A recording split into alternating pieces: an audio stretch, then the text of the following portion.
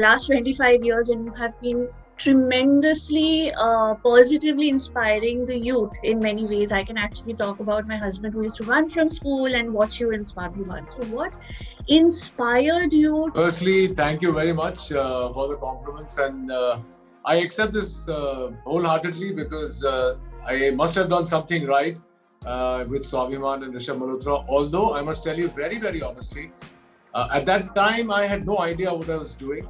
Swabhiman came to me at a time when I didn't know what my next step would be. I did not become an actor because I wanted to, but I think it was part of my destiny to become an actor. In fact, I never wanted to be an actor. I'd seen my brother's struggles, I'd seen what he was going through, and in fact, he also didn't want me to be an actor.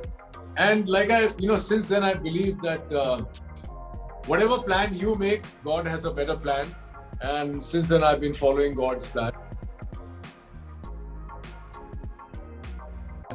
About inspiring the youth, I've tried to live my life as best as possible. Of course, we all made mistakes now and then, but I've always tried to live a life which I can be proud of, not specifically keeping in mind that I need to inspire people, but I wouldn't want to do anything that kind of uninspires people. People have been watching me since Swabhiman, and the one thing I get all the time, whether I'm meeting new people or being interviewed, that how come you're always so positive? So I've always been very positive because I believe that if you're successful, tomorrow you will be unsuccessful. Today, if you're unsuccessful, tomorrow you will be successful. So don't take your success too seriously. Don't take your failures to heart. Keep working as best as you can, and the rest he takes care of. Yes. Rohitji, you said you didn't want to become an actor. So, school life, college life, what did you aspire to be? What is it that you were preparing yourself mentally to be? Not only mentally, I had already given my exams. I had scored very well in my GMAT. I scored very, very well in my SATs. I was going to go to Ann Arbor, Michigan, University of Michigan, to do my MBA, which was at that time and even today considered one of the best B schools. I'm sure you've heard of it. And believe it or not, I had no safety colleges. As today people have safety colleges. I know that kids apply to 10, 12 colleges just in case they don't get into their dream college. With me, I didn't apply to any other college. I applied to University of Michigan and I got into Ann Arbor, Michigan. And unfortunately for me, I didn't get my visa. In fact, that was the most confusing time of my life because I had scored well in everything. And I'd gotten my admission, my I-20s were ready, my fees were paid, my tickets were bought even. And for some reason, the US consulate didn't give me a visa saying that intended visit to America's immigration. Because honestly, I can't blame them. In those days, people were going from India and not coming back.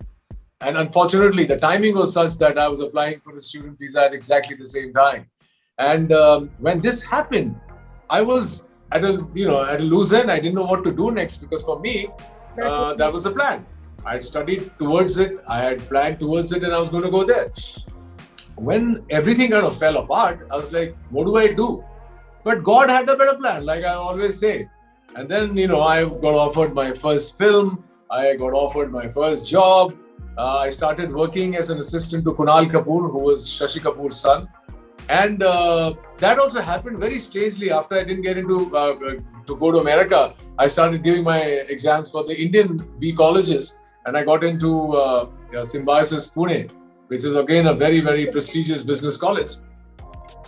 The day I was supposed to go, the day before that, I happened to meet Kunal Kapoor in his office, and he said, where are you going? I said, I'm going to go to Pune for my exams. I've gotten through. I have to do my GD group discussion tomorrow. And he said, what are you going to do after that? Study for 2 more years and then sit in some AC office and sign checks? Come on, join me. Come into advertising. Knowing nothing about advertising, I joined him as an assistant. And one thing led to the other. Somebody saw me on the shoot, offered me my first commercial. Somebody saw my commercial photographs. They offered me my first film. And somebody saw my first film and offered me my first TV show. So it went like that. And that's why, whenever I'm talking to, especially the youngsters who get so stressed about what they're going to do tomorrow, I always say, I don't know, maybe it's not the right thing to say because, parents and teachers usually say, come on, do this, do this, do this. Do whatever you're doing, do it with full focus, full honesty. Hindi mein ek word has shiddat. Shiddat se karo. Shiddat is not only used for ishq, that only happens in Shah Rukh Khan films. Shiddat se kaam karo, and eventually you will get to your destination. The paths may be different. My path turned out to be completely different. But today, I feel if you ask me, if not an actor, what then? I would have no answer for you. I was destined to be an actor. True. I really like this thing that you said, that you put in your bestest foot forward to become something else. Yet that did not work out. But what worked out is no less. I mean, it was eventually even good. So I think that is one thing I really want, everyone who will be watching this later to learn from, that no matter how much we try, if it is not meant to be, it may not happen. That doesn't mean something better is not waiting, because a lot of people give up on life. A lot of things happen, I mean, negative things, but this is something that's truly inspiring, and that's something we can all learn from. One compliment come question: what do you eat or drink that you were stuck 25 years back? You don't look. I don't know how to answer that question, because obviously it's not what I'm doing. Again, it's my genes, my genetics are such. My parents gave me their best part of the genetics, and the only thing I do is obviously I'm into fitness. I eat well, I sleep, I work out. But the one thing I do is I stay positive.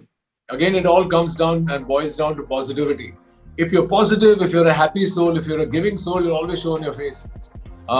Again, I don't know whether I can really take credit for it. Obviously, I'm wired that way. Now that either is my genetics, my parents have given that to me, or is God who's made me a positive person. I used to say this very differently before the pandemic, and I say this very differently after the pandemic, when I really, really realized that your mind is not always in your hand. The fact that I'm positive, I owe it to God, I owe it to my parents, I owe it to my teachers who made me positive about myself. A lot of people didn't have the good fortune of good support. And after the pandemic, I realized after the lockdown that you might want to stay positive, but can you? The mind is a very elusive weapon. It can actually work against you when it's not in your control. So I have now started not tom-tomming the fact that I'm positive. Today, I'm grateful, and I have great gratitude in my heart that I've always been positive. That certainly is your matured side speaking. I mean, you are aware, yet you're humble, so. People define success in different ways, like how much are you achieving for yourself? So it's like that. So for us, success was how much are you adding to somebody else's life by making a positive difference? So even after you leave, you have left some difference, positive difference you've left in somebody's life, and they are able to take it forward. Life is not in our hands. It's so fragile. It's not in our hands. But what are we doing today that if tomorrow I have to die, do I die with a regret, or I think I have done my best that I could? So, but I think what you just said, even though we try to be positive, but how we are wired, how we look at life, like you just mentioned, that has a lot of influence. So here's another question. You've been through your ups and downs, things you've achieved and wanted to do, and then suddenly it took you the different way. So what were the thought processes at that point of time when you were completely in the fog? Like, okay, now what do I do? Because that is something a lot of people go through. That is an absolute normal situation in everybody's life. Like I started the interview saying that today, if you're successful, tomorrow you might not be. Today, if you're unsuccessful, tomorrow you definitely won't be. So success and failure is something I've not taken very seriously. I've enjoyed my successes, but I have not wallowed in self-pity at my failures. Fortunately and unfortunately, we are in a business which depends a lot on a lot of variables and a lot of people, not me alone. I do take responsibility for my losses and my failures, but I don't say कि अरे यार मैंने इतना कुछ गलत किया होगा कि सब गड़बड़ हो गई. I'm very realistic. I know that when you make a film, right from making the film with the kind of making is involved, the kind of people that are involved, the kind of release it gets, the time of release it gets. There's so many variables that if I was to blame myself for every failure of mine, I would be a nut job. And I feel that you got to take it with a pinch of salt, learn something from your failure, move on, and try not repeat that mistake in your next venture, your next outing, or your next business venture, whatever you want, whatever you're doing, not only as an actor. So when I used to fail, and let me tell you, you said I've had huge successes and huge failures. I have way more failures than successes in life. I can count my successes on my fingers, but I won't be able to count my failures on my fingers. I've had so many. In 25, 26 years of being an actor, Swabhiman was aired in 1995. This is 2022. So if you let go of the 2 years of pandemic, I've been an actor for more than 25 long years. I've had only 3 successes, believe it or not. I'm sure you won't believe it. But that is how you see it. But our way of looking, or at least my way of looking at you as an actor. So I'll give you an example of a film. Kabil, you had a small role, you had a negative role. But whenever I looked at you, I'm like, he's not a negative guy. He doesn't even look like negative, So this is the persona people have. And if that is not your success as an individual, as an actor, you're great. There's no doubt to it. Whether a film or serial does well or not, that's secondary. But as an actor, as an individual, people set a persona because that's your aura. And that is your aura. I agree. And I'm very happy you mentioned this because a lot of my very dear friends who know me inside out, when they saw Kabil, I'd like to just correct one thing. I didn't have a small role in Kabil. I was the main villain in Kabil. Yeah, so small incident that happened after the release of Kabil. The cast and crew watched the movie, and we've been invited to Mr. Rakesh Roshan's house for a party after that. And I wasn't feeling particularly well. So I went, I wasn't going to go. And I got a call from my brother's phone, and I picked up the phone thinking it's Ronit.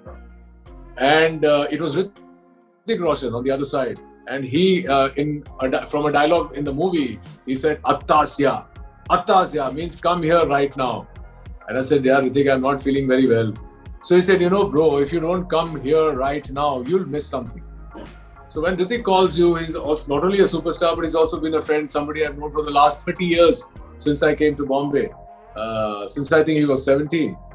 So, I somehow wore my clothes. I went to Rakeshji's house. The moment the lift doors opened, he spotted me. He was standing right there. He held my hand, took me through a party of 150 people almost, and took me to his chachi and told his chachi that, Chachi, aapne mere ko pehle jo bola, abhi Rohit ke samne bolo.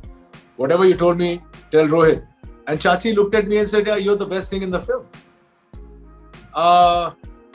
This is not a story so much about me as it is about Hrithik. I'm only narrating to you because you mentioned Kabil. That's the kind of positivity I would want. He didn't need to do it. He is a superstar. He didn't need to call me or make the effort of calling me and make the effort of seeing me derive that pleasure. But because he's such a positive, giving person, he made sure that I heard the good words straight from the horse's mouth. And that's what I aspire to be myself. I've always liked to praise people. I critique people when I think that they will take it positively. Again, positivity comes in. Yeah. Sometimes I feel a lot of people don't want to hear the truth. I'm not like that. I want to hear the truth. How can you better yourself if you don't hear the truth, even if it's brutal? So I think all in all, what I was saying before you stopped me, gave me compliments, is that I might have worked a long time. People might view me as a success, but that's what I'm saying. Actually, I've just had one major hit on television, which was Swabhiman, which was 26 years back.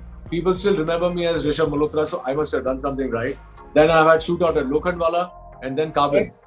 Of course, I've had successes in the middle, but they don't compare to the heights of, these kind of films. Shootout at Lokhandwala, Kabil, and Swabhiman. So I see my entire career as between these 3 landmarks. So I've had a lot of failures. My point being, let it happen. With every failure, you will grow. Don't stop trying.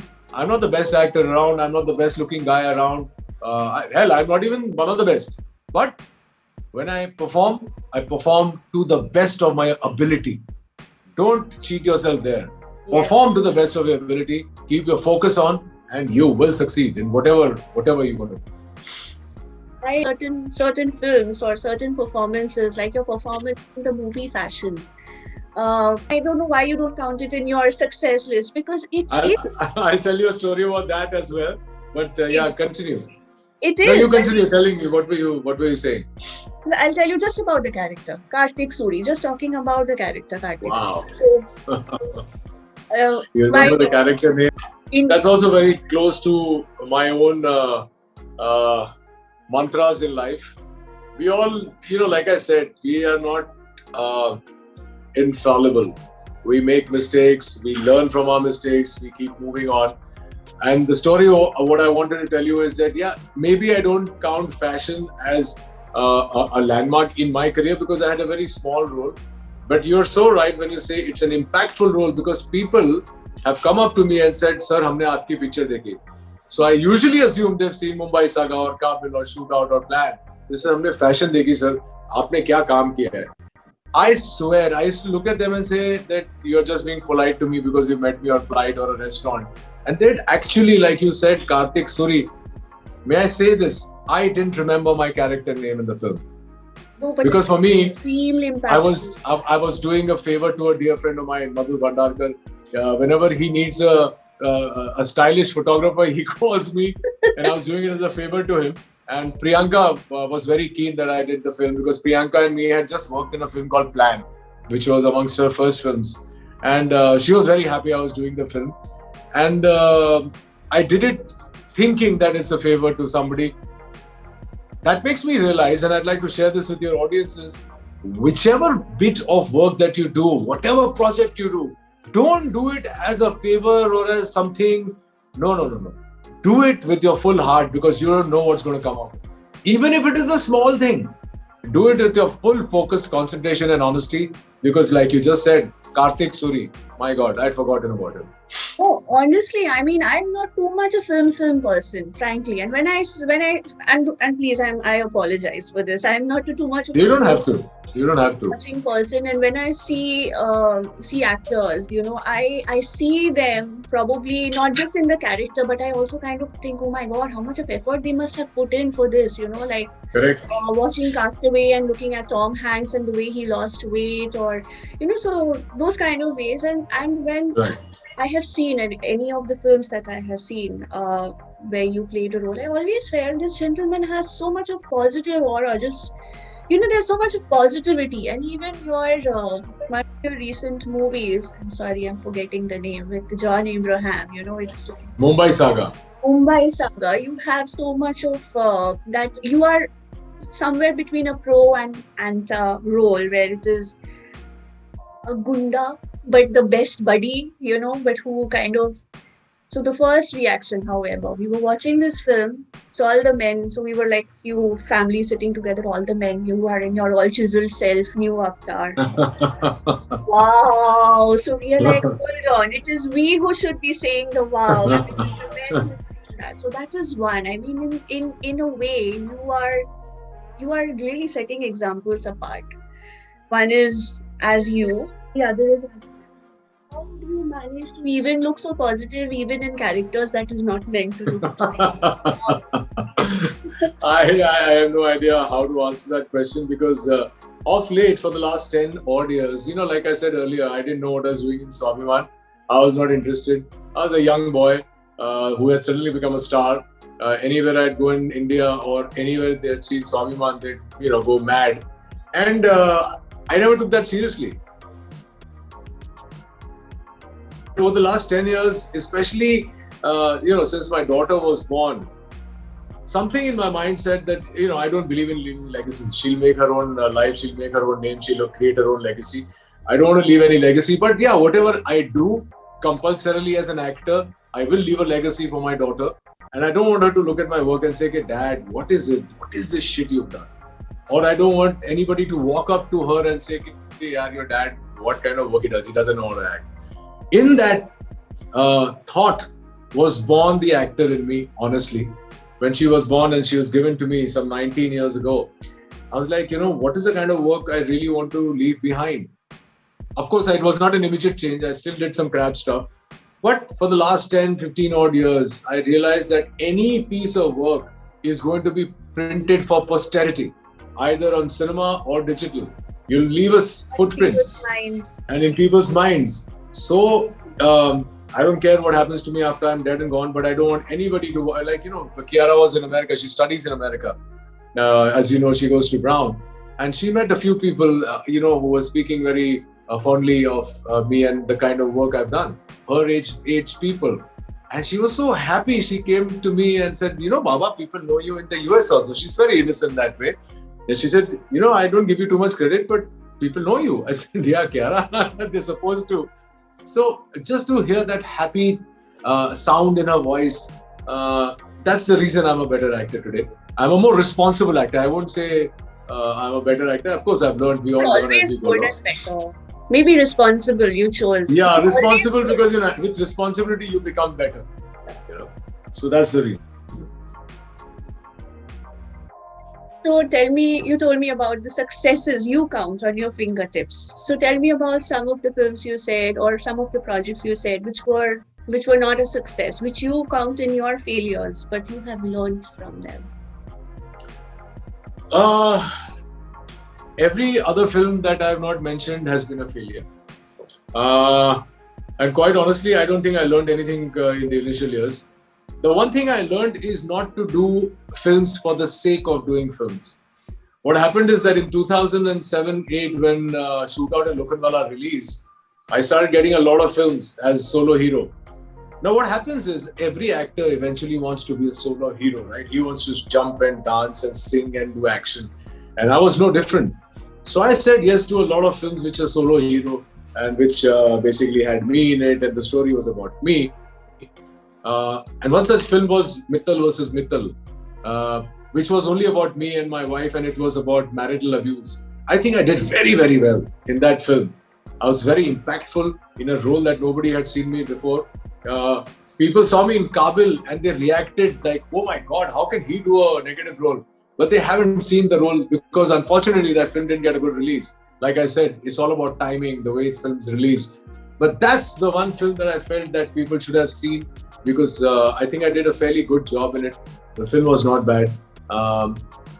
What I learned is that, again, do the film, make sure that it sees the correct release, be involved till the very end. Don't leave it to just your producer, director. Try and make like everybody today goes to promotions, promotes the film. So everybody knows about that film releasing.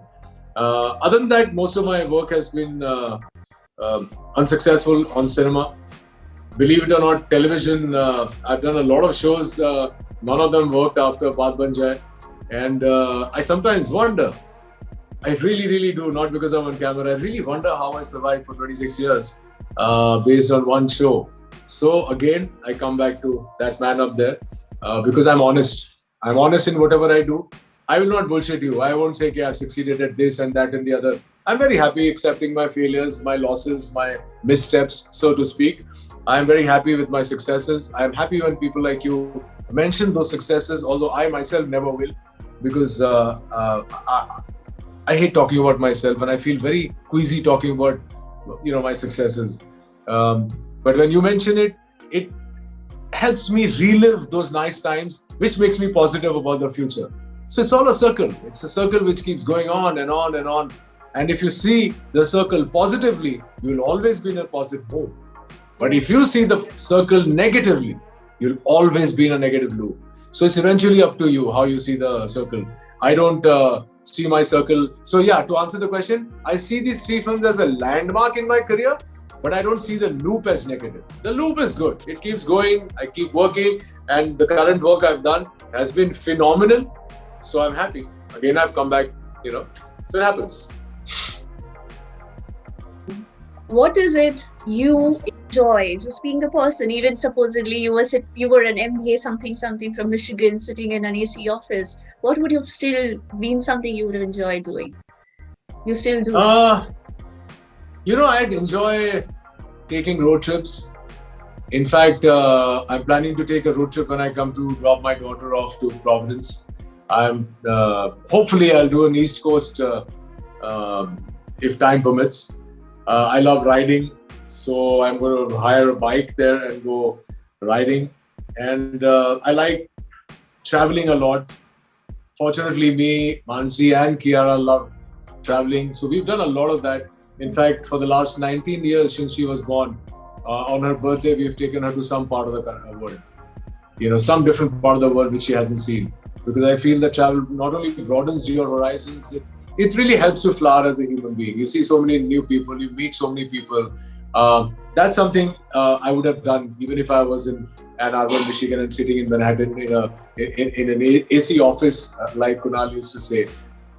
We very interestingly we went to Italy a few years back, and we went to a place called the Lazy Olive, which is a 150-year-old castle which they had refurbished and made into a small little boutique hotel. And very good concept. You just book the place for 7 days and you go and stay with people who are from across the world. And in the evening, there is community dinner. So you don't have dinner in your room. So there's somebody from Mexico, somebody from Colombia, somebody from England, somebody from India like us, somebody from the US. And everybody sits. Nobody knows the language, right? Some people don't know English. Some people obviously don't know Hindi. I don't know Spanish that well. And we had such a great time because we were talking to people, say they were speaking to us in Mexican. Mm-hmm. And my daughter was replying in English and they were having a seamless conversation. That's what travel gives you. You have so many new experiences which you otherwise can't get. And so that's the one thing I would have done. But today, to answer your question, what I would have done if I was sitting there or wherever in the world, I would have been a bum. I like my me time. I like to sit with myself and do nothing. Because for me, that is meditation. And I really, really promote this. To anybody who's listening or looking at us right now, every day, however fast-paced your life is, however busy you are, take 10, 15, 20 minutes, 5 minutes even, for yourself. Sit, do nothing. You don't have to chant. You don't have to mouth some mantras. You don't have to do all that. Just sit with yourself, 5 minutes, 10 minutes, as much as your time permits, and be with yourself. It is very, very important. A lot of people say, "Okay, sir, हम तो अभी young हैं. अब बुढ़े होंगे तब देखेंगे, meditate करेंगे."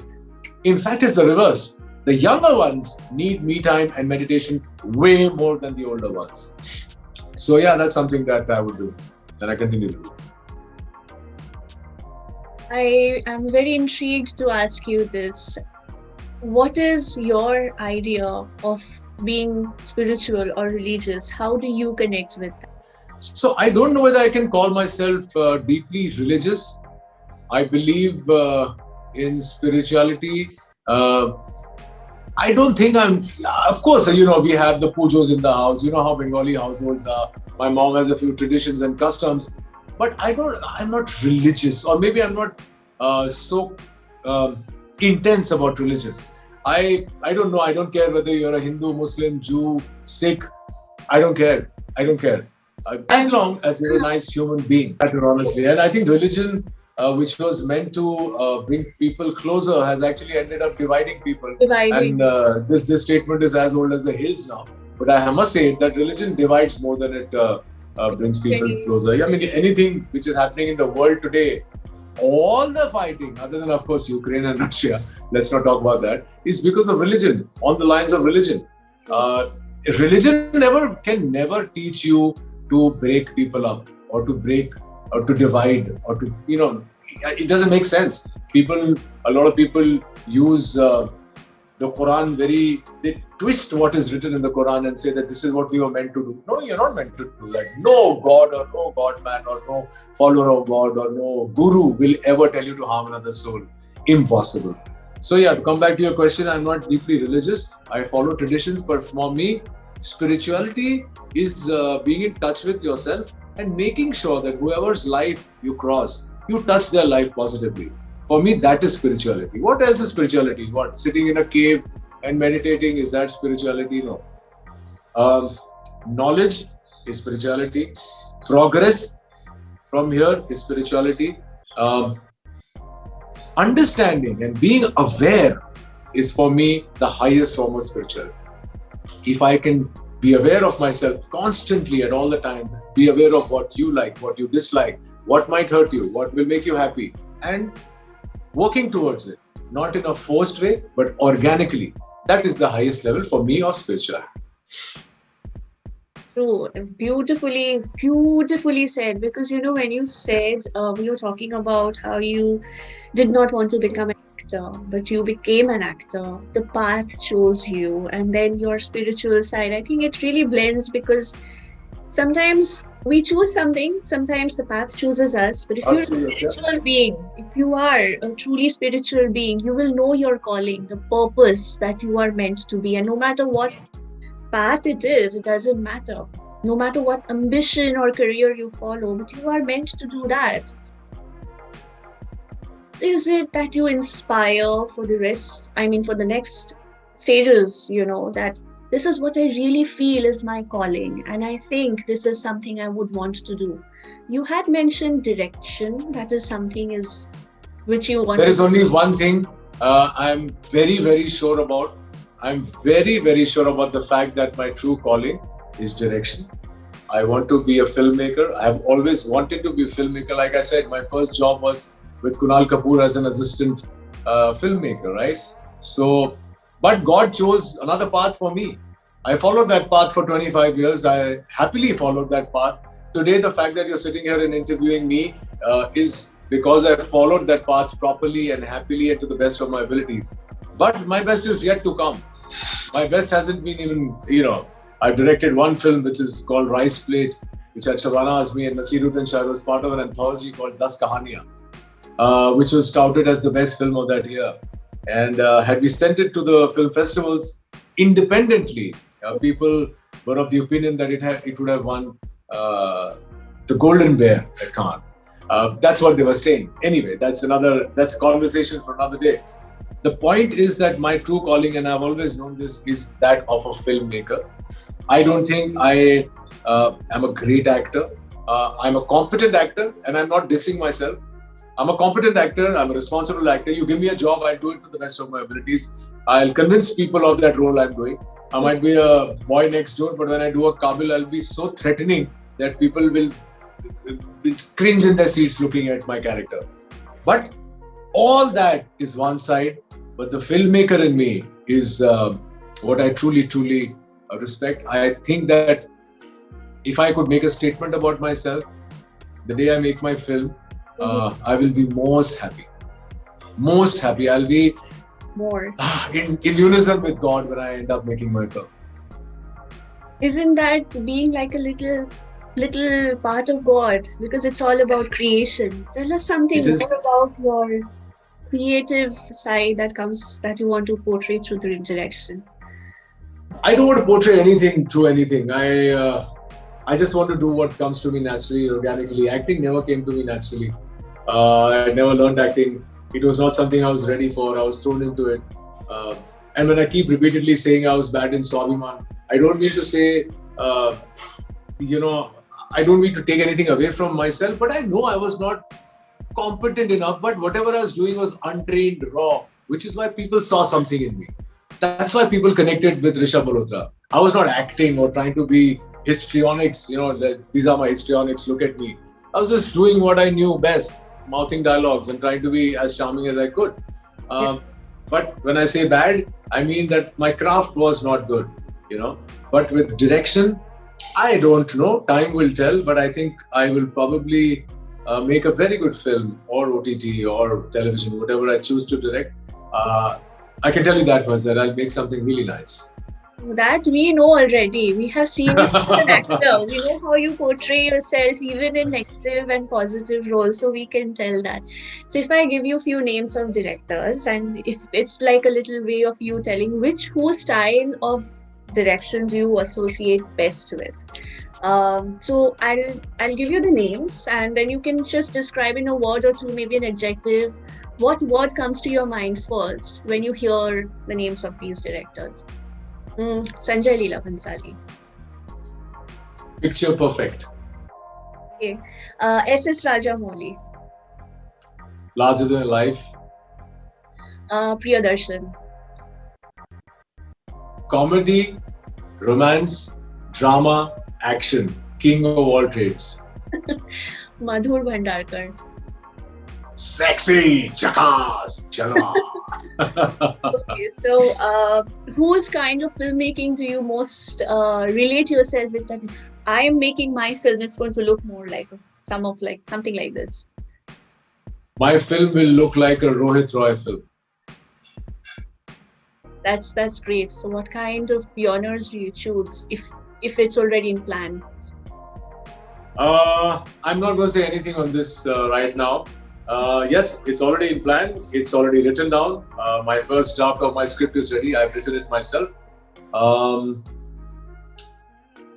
very, very sure that in 2023 or 24, when you see this film, you will call me again, and you will call me this time to tell me that you're a way better director than you're an actor.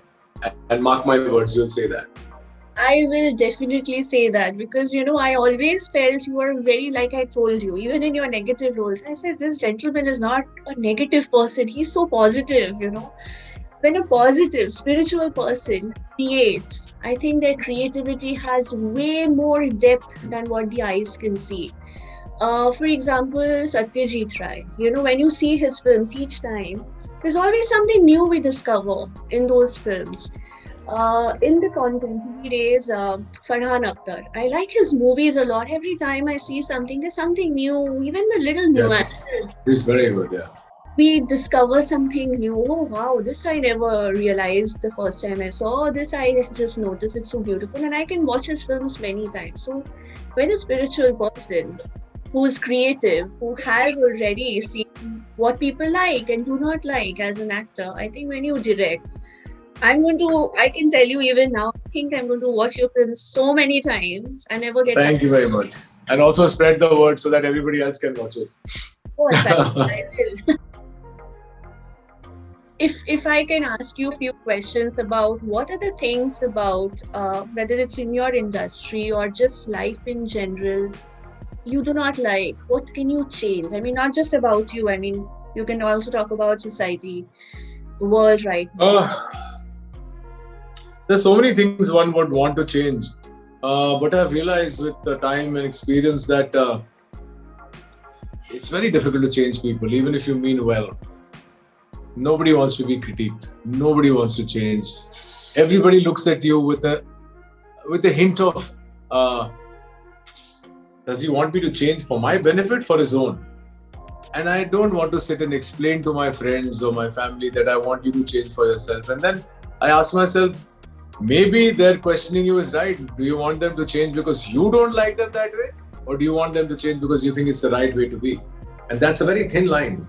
And I'm not equipped enough to understand the difference yet. I'm still not that spiritual. I might be on that path. But I feel that maybe things I want to change or I'd like to change in my country and my society is definitely the civic sense. The sense of cleanliness needs to be changed. You go to certain cities, I won't name these cities because, I don't want to name any cities. India all over, a civic sense is almost zero, non-existent because we don't know better. And it's not about being a developing nation or a poor nation or a backward nation or anything. You can be clean anywhere. You can have a small little home and be clean, and you can live in a mansion and be unclean. So it's not about your economic strata. I feel that that's one thing which is missing.